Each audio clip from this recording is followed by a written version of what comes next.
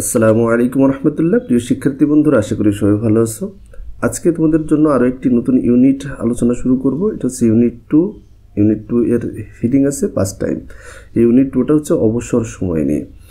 তো এই প্যাসেজটি আমি যথারীতি অর্থ করে ভেঙে ভেঙে লিখে দেব, মানে পড়ে শোনাবো। কিন্তু তোমরা যেটা করবে, তোমরা টেক্সট বুকটা সামনে নিবে, যে যে শব্দগুলো তোমার জানা নেই সেই শব্দগুলো তোমার টেক্সট বুকের ওখানে পেন্সিল দিয়ে নোট করে রাখবে। আর একটা বিষয় জেনে রাখবে যে যখনই কখনো তোমাদের যে শব্দ জানার জন্য তোমরা যদি তোমাদের সিলেবাস ভিত্তিক শব্দগুলো জেনে নাও, এখানে অনেক শব্দ আছে ইংরেজিতে, তাই তোমাদের পরীক্ষার ফলাফল যেমনি ভালো হবে, একইভাবে পাশাপাশি তোমরা ইংরেজি শব্দগুলো জানতে পারছো। এবং সাথে একটা খাতা রাখবে, যাতে গ্রামেটিক্যাল যে নোটগুলো করে দেওয়া হবে সেগুলো তুমি নোট করে রাখতে পারো, সেটা যাতে পরবর্তীতে তুমি অ্যাপ্লাই করতে পারো এবং উদাহরণস্বরূপ এই বাক্যটা তুলে রাখতে পারো। তো প্রথমে একটা ডায়ালগ আছে। ডায়ালগটা হচ্ছে মারিয়া এবং নুসরাত, এই দুইজনের ভিতরে একটা ডায়ালগ, কথোপকথন। তো আমরা কনভারসেশনটা একটু দেখি। মারিয়া বলছে যে নুসরাত, দেখো, যখনই এটাকে বলা হয় সম্বোধন, আমরা এই বিষয়গুলো খেয়াল করি না। যখনই কাউকে কোনো কিছু বলে ডাকা হয়, তারপরে সম্বোধন পদের পরে সবসময় কী বসে? কমা বসে। এটা যেমন তোমার পাঞ্চুয়েশনে কাজে লাগবে। পাঞ্চুয়েশনে নুসরাত দিয়ে হোয়াটস এমন দেওয়া থাকবে, তাহলে তোমাকে অবশ্যই যখন কাউকে কোনো কিছু বলে ডাকা হয়, সম্বোধন করা হয়, তারপরে কী দিতে হয়? কমা দিতে হয়। হোয়াটস, এই যে সংক্ষিপ্ত ফর্মের এস, এটা কিন্তু পসেসিভ না, এটা হচ্ছে সংক্ষিপ্ত form, abbreviation.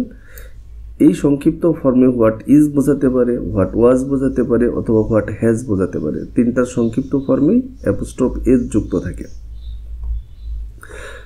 What's the matter, মানে কি হয়েছে, জিজ্ঞাসা করছে কি হয়েছে, আসলে ঘটনাটা কি। ইউ আর ওয়ারিং, তুমি পরছো স্পোর্টস ট্রাউজার, খেলাধুলার জন্য যে ট্রাউজারটা পরে, তুমি স্পোর্টস ট্রাউজার পরছো, টি শার্টস পরে আছো, স্পোর্টস শু পরে আছো, খেলাধুলার জুতা পরে আছো। অ্যান্ড ক্যারিং, এবং বহন করছো এ ব্যাগ, এবং একটা ব্যাগ রয়েছে তোমার কাছে, আসলে কি হয়েছে। হোয়ার আর ইউ কামিং ফ্রম, তুমি কোথা থেকে আসছো। হোয়ার আর ইউ কামিং ফ্রম, তুমি কোথা থেকে আসছো। অ্যান্ড ইউ লুক টায়ার্ড, এবং তোমাকে দেখতে অনেক ক্লান্ত লাগছে। টায়ার্ড মানে কি? ক্লান্ত। ইউ লুক টায়ার্ড, তোমাকে দেখতে অনেক ক্লান্ত লাগছে। তো এর ভিতরে তেমন কঠিন কোনো শব্দ নেই। তো এর পরের অংশে আসি।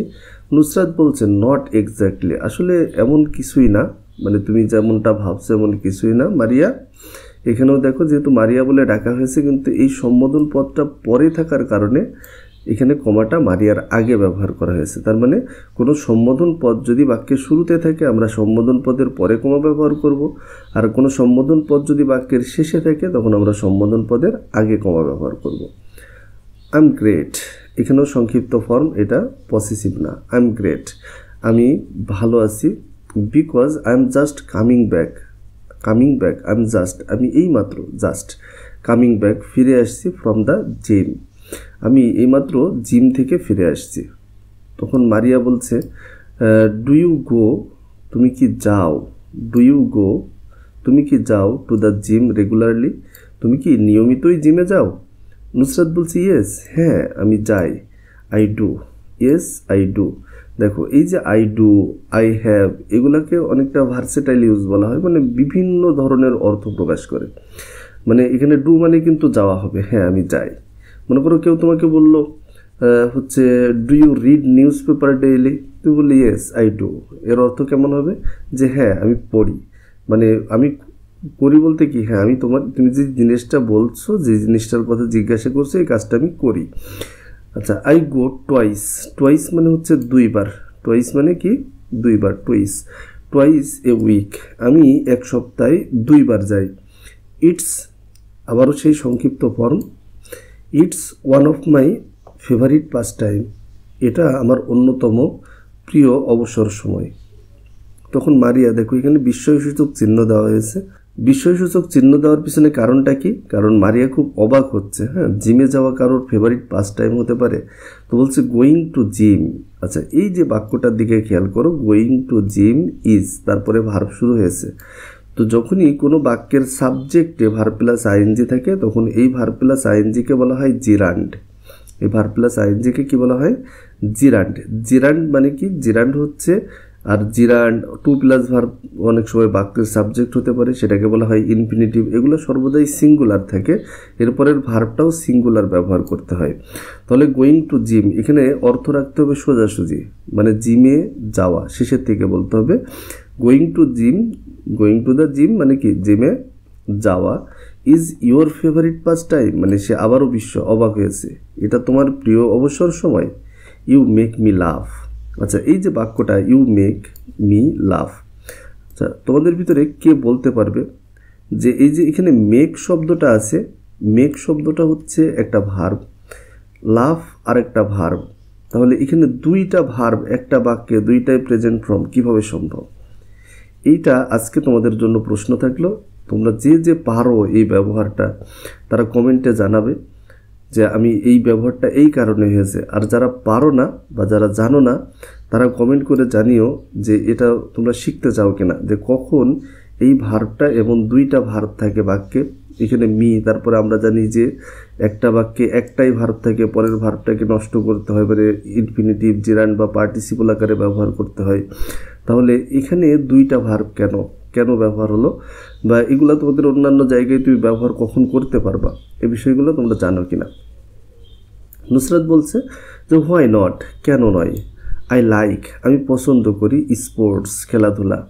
কেন পছন্দ করে? বিকজ, কারণ। I like to be fit, কারণ আমি কি, আমি সুস্থ থাকতে চাই, আমি মানে সক্রিয় থাকতে চাই।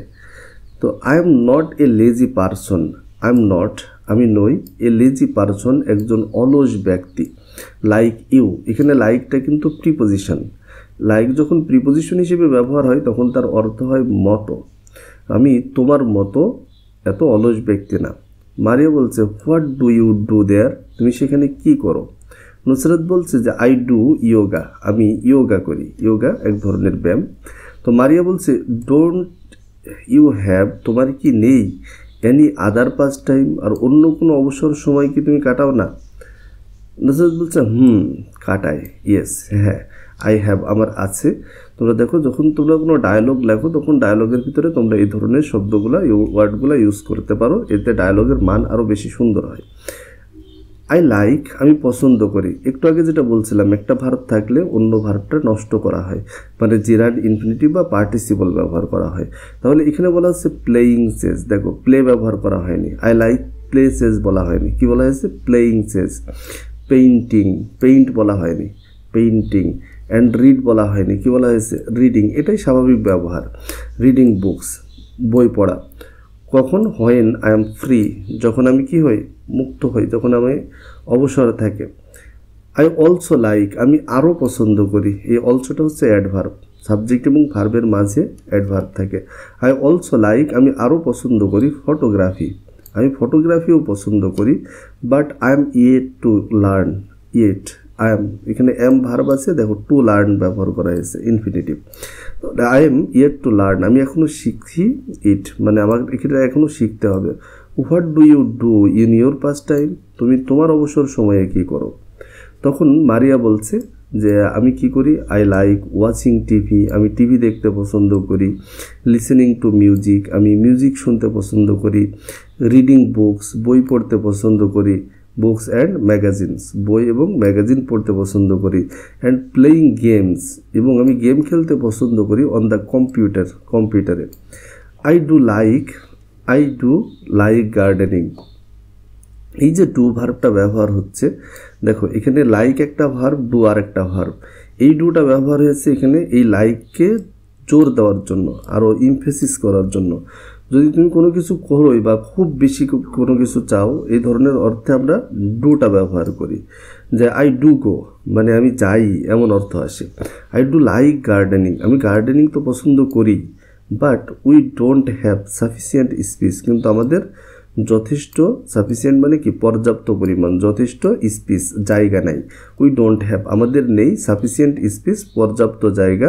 সো আই ডু পুট, দেখো আই ডু পট প্ল্যানিং, আমি কি করি, পট প্লান্টিং করি, অর্থাৎ পটের ভিতরে আমি বিভিন্ন ধরনের গাছ লাগাই।